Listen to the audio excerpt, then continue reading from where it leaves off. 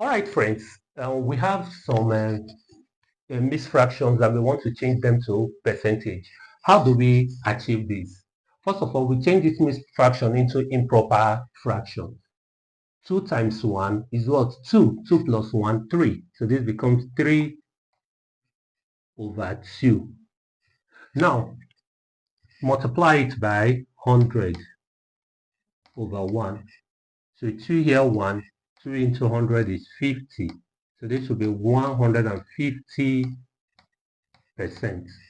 Same thing happens here. 5 times 2 is what? 10. 10 plus 2 is 12. So this becomes 12 over 5. Multiply it by 100. 5 here, 1. 5 into 10 is what? 2. Then 0, you bring your 0 up. Now what's 12 times 20? Remember I taught you how to multiply by parts. Break this into 2, 10 and 12. And 10 and 2. 10 times 2 is 20. Plus 2 times 2 is what? 4, 24. You add the 0 behind, 240%. So what's the answer to this? In the comments section. Bye.